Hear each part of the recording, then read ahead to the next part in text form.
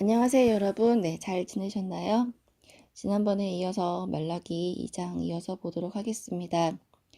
네, 제가 개인적으로 이걸 준비하고 저도 말씀을 더 자세하게 보면서 저 자신에게도 많이 도움이 되는 것 같고, 또 저도 이것을 혹시 잘못 전할까봐 주석도 보고, 기도하고, 그리고 다른 분들이 설교하신 것도 기억하면서 최대한 정확한 뜻으로 전달하려고 노력하고 있습니다. 네. 그렇고요. 네, 2장 보시면은 2장 1절에 보시면은 너희 제사장들아 이것이 너희에게 내리는 명령이다. 네, 여기서 저번에 말씀드렸듯이 제사장이라는 것은 하나님을 믿고 하나님께 받은 사명을 잇는 그런 그리스도인들을 말씀하시는 것 같고요. 2절에 보시면은 만군의 여호와가 말한다. 만일 너희가 듣지 않고 마음에 두지 않으며 내 이름을 영화롭게 하지 아니하면 내가 너희들 가운데 저주를 내려 너희의 복을 저주로 만들 것이다. 만군의 여호와께서 말씀하신다. 내가 이미 너희의 복을 저주로 바꾸어버렸다. 이는 너희가 그것을 마음에 두지 않았기 때문이다. 2절 전반부에 동사 위주로 보시면은 처음에 듣지 않고 그 다음에 마음에 두지 않고 그 다음에 하나님의 이름을 영화롭게 하지 않았다 이렇게 나오는데 우린 이걸 통해서 거꾸로 우리가 어떻게 해야 되는지에 대해서 알 수 있습니다. 먼저 하나님께서 말씀하시는 것들 먼저 귀로 들어야 합니다. 듣지 않으면은 그것을 알 수 없고 마음에도 둘 수 없고 행동을 할 수도 없는 거죠. 그래서 일단 하나님의 말씀은 처음에 들어야 하고요. 그 다음에 그 들은 말씀을 마음에 두어야 합니다. 마음에 둔다는 것은 그것을 기억하고 그것을 묵상하고 생각하고 그것을 지키며 살 수 있도록 내 삶에서 적용하는 거를 말씀하는 거고요. 그 다음에 그걸 통해서 결과적으로는 하나님의 이름을 영화롭게 할 수 있어야 하는 그런 삶을 하나님께서 원하시는 거죠. 그렇게 하지 않았을 때 듣지 않고 마음에 두지도 않고 하나님 영화롭게 하지도 않았을 때 하나님께서 우리에게 말씀하시는 것은 저주를 내린다고 말씀하십니다. 그리고 우리에게 약속하셨던 그 복을 또 저주로 만들 것이라고 하셨고 그리고 그 이유는 우리가 여호와께서 말씀하신 것을 마음에 두지 않았다고 2절 후반부에 이렇게 말씀하고 계십니다. 계속해서 3절 보시면은 보라 내가 너희 자손을 꾸짖을 것이다. 나는 너희 얼굴에 오물 곧 너희 절기의 희생 제물의 오물을 너희 얼굴에 바를 것이다. 사람은 너희를 그 배설물과 함께 치워버릴 것이다. 네, 3절 보시면은 3절 전반부에 너희 자손을 꾸짖을 것이다 이렇게 나오기도 했는데 다른 번역본에는 내가 너희의 그 씨를 저주할 것이다 이렇게도 말씀하십니다. 이것을 두 가지 의미로 본다면은 너희 자손을 꾸짖을 것이다라는 것은 우리의 그런 어떤 죄악과 어떤 우리 하나님께 대해서 잘못하는 것으로 인해서 우리 자신뿐만이 아니라 우리 자손이 또한 그 잘못된 것을 답습함으로 인해서 하나님께 저주를 받을 수 있다는 거고, 두 번째로는 너희의 씨앗을 저주할 것이다 라고 된 번역본도 있는데, 그것은 그 씨앗이라는 것은 모든 생명의 근원이고 모든 유전 정보를 갖고 있고 그 앞으로 그 생명이 나타나게 될 모든 비전들을 그 씨앗이라는 작은 것 안에 갖고 있는 건데, 그것을 저주하겠다고 하시는 것은 그 모든 복의 근원들을 하나님께서 저주하실 수 있다. 이런 좀 무서운 말씀이고요. 또 3절 후반부 보시면은 너희 얼굴에 오물 곧 너희 절기에 희생 제물의 오물을 너희 얼굴에 바를 것이다. 여기 오물이라고도 나오고 똥이라고 표현한 데도 있는데, 그래서 아무 짝에도 쓸모 없고 정말 아무 데도 필요 없고 거름으로밖에 쓸 수 없지만 그것을 얼굴에 바르시겠다고 하는 것은 그들이 하나님 앞에서 그런 모든 범한 죄들로 인해서 그것이 모든 사람에게 드러나고 또 수치와 조롱을 당하고 모든 축복을 빼앗기는 것을 의미하게 됩니다. 매우 비극적인 그런 상황이고요. 여기까지 보면은 아니 왜 사랑의 하나님께서 그리고 우리를 구원하시고 또 우리를 지으신 하나님께서 너무 심하게 하시는 거 아니냐, 어떻게 그러실 수 있냐, 뭐 이렇게 말씀하실 수도 있어요. 그런데 이것에 대해서 좀 더 생각해 봐야 되는데 이제 그 해답이 4절부터 나옵니다. 4절에 보시면은 그러면 너희는 레위와 맺은 내 언약이 항상 있도록 이 명령을 너희에게 내렸다는 것을 비로소 알게 될 것이다. 만군의 여호와께서 말씀하신다. 이게 무슨 말씀이냐면은 하나님께서 우리에게 어떤 징벌을 가하시고 우리를 저주하시고 우리가 안 되게 하심으로 인해서 우리가 원래는 하나님과 맺은 언약이 있다는 것, 그것이 항상 우리와 함께 있고 그 명령을 하나님께서 우리에게 주셨다는 것을 우리가 비로소 깨닫게 된다는 말씀이시죠. 그러니까 우리도 우리 자녀들을 양육할 때 이제 자녀들이 온전하지 못한 길로 가고 잘못된 길로 가고 있을 때 우리는 처음에는 이제 좋게 얘기합니다.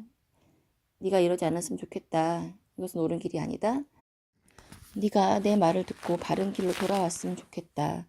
이제 이렇게 얘기하지만 계속해서 이제 그 잘못된 길로 가고 이제 그 결과가 안 좋은 것이 이제 뻔히 보일 때 우리는 이제 좀 심하게 경고를 하고 내가 너희를 혼낼 거고 네가 계속 이럴 경우에 내가 어떤 제재를 가하고 벌을 가할 것이다.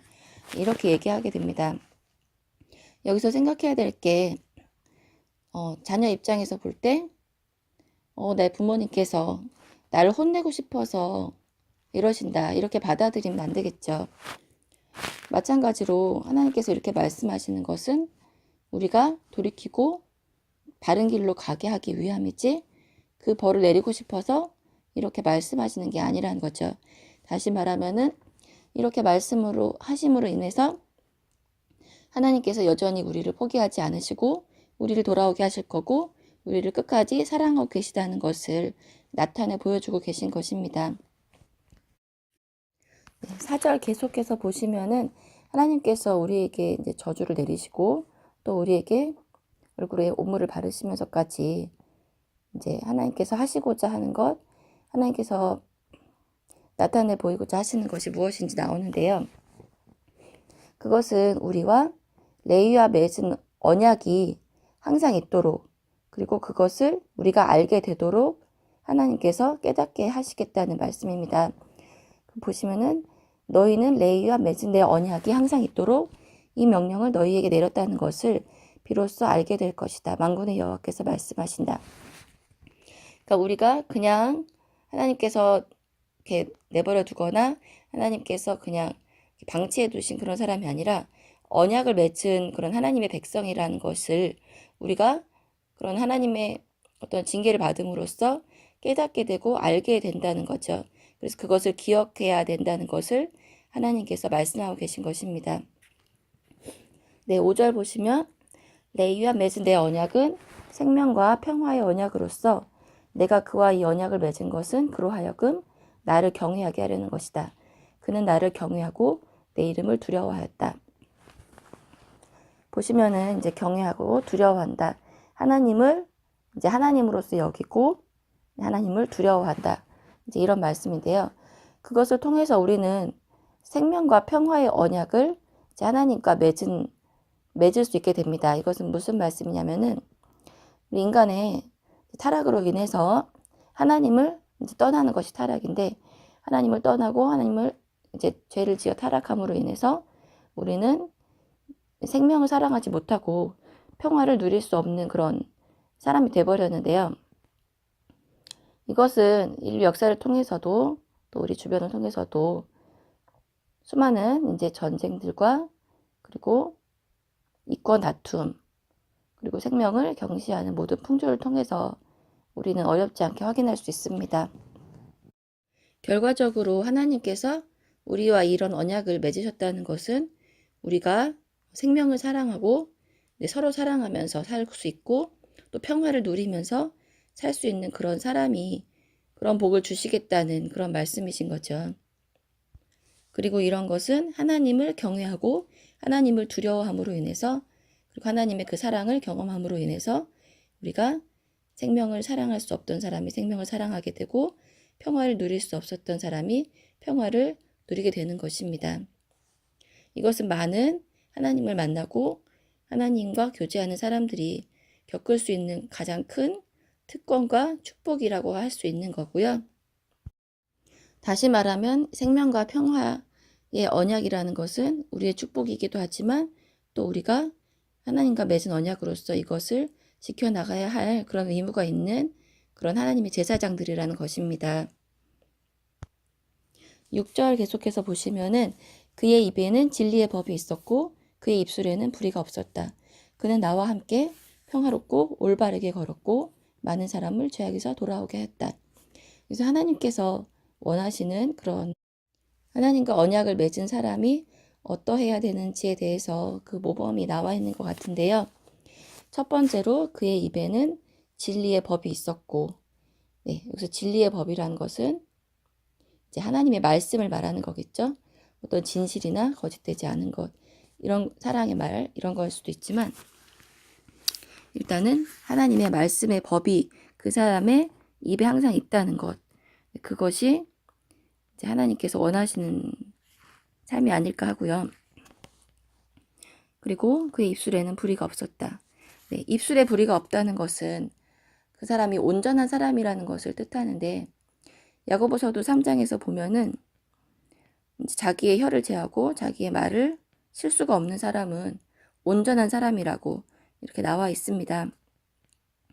우리는 뭐 살인을 하거나 아니면은 도둑질을 하거나 이렇게 큰 죄들은 짓지 않지만 말로는 많은 죄들을 지을 수 있어요. 남을 험담하거나 모함하거나 그리고 부정적인 말을 하거나 불평하거나 또 믿음 없는 말들을 하는 것들이 다 하나님 앞에서는 실수이고 내 마음을 드러내는 그런 표현이 되는 것입니다. 그 입술로 말하는 것을 통해서 내 마음이 드러나게 되는 거죠.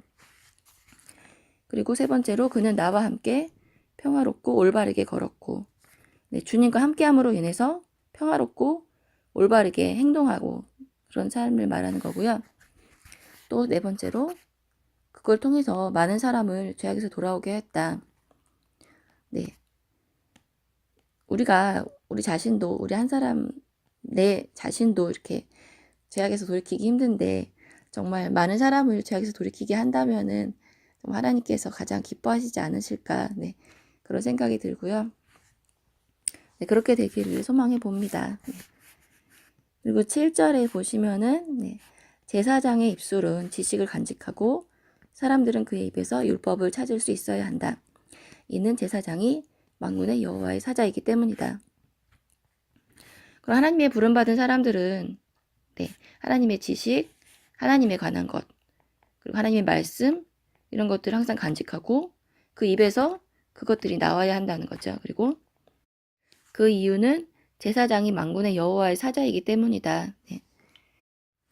여기서 우리는 단순히 우리가 이제 구원받은 천국 백성 그것을 더 넘어서 하나님의 자녀 그런 신분을 넘어서 우리 자신이 하나님께 부름받은 사람으로서 하나님의 사자의 역할을 해야 된다는 것을 알 수 있습니다. 조금 부담스럽기도 하지만 하나님께서 우리를 우리 같은 사람들을 여호와의 사자로 이제 불러주시고 그렇게 기대하신다는 것을 이 말씀을 통해서 우리가 알 수 있고요.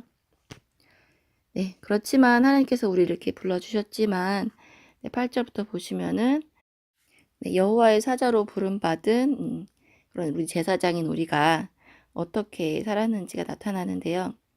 그러나 너희는 올바른 길에서 벗어나 율법으로 많은 사람을 넘어지게 했다. 너희는 레위와 맺은 언약을 깨뜨렸다. 만군의 여호와께서 말씀하신다. 여기서 올바른 길이라는 것에 대해서 생각해 볼 필요가 있는데요. 우리는 어떤 목적지를 갈 때 그 길을 잘 선택해서 올바른 길에 있기만 하면은 그 길을 쭉 따라서 가면은 이제 목적지까지 도달하게 됩니다. 그렇지만 아무리 열심히 가도 잘못된 길에 우리가 들어서 있으면은 엉뚱한 곳에 도착하게 되는 그런 잘못된 결과가 나타나게 되겠죠. 예수님께서도 말씀하실 때 내가 길이요 진리요 생명이니 나로 말미암지 않고는 아버지께로 올 자가 없느니라 이렇게 말씀하셨습니다. 여기서 우리는 온전한 길, 올바른 길을 잘 가야 한다는 것, 잘 선택해야 된다는 것을 이제 깊이 깨달을 수 있게 되고요. 계속해서 보시면은 온전한 길에서 벗어나 우리가 율법으로 많은 사람을 넘어지게 했다. 오히려 사람들에게 축복을 선포하고 하나님의 뜻을 잘 전해야 될 책임이 있는 그런 하나님의 제사장들이 율법을 버리고 언약을 파괴하고 그리고 그것뿐만이 아니라 다른 사람들이 율법을 범하도록 그 율법대로 따르지 않고 하나님의 뜻을 따르지 않고 살도록 그렇게 가르치지 않고 또 왜곡시켜 버렸다는 거죠. 그리고 그것은 앞에 말씀드린 대로 엄청난 저주를 초래하게 됩니다. 9절 보시면은 그러므로 내가 너희로 하여금 모든 백성 앞에서 멸시와 천대를 받게 하였다. 이는 너희가 내 길을 지키지 않고 율법을 치우치게 적용했기 때문이다. 8절에서 말씀드렸듯이 그 하나님의 올바른 길을 지키지 않고 율법을 치우치게 적용했을 때 우리는 모든 백성 앞에서 멸시와 천대를 받게 된다. 네, 이렇게 말씀하고 계신데요.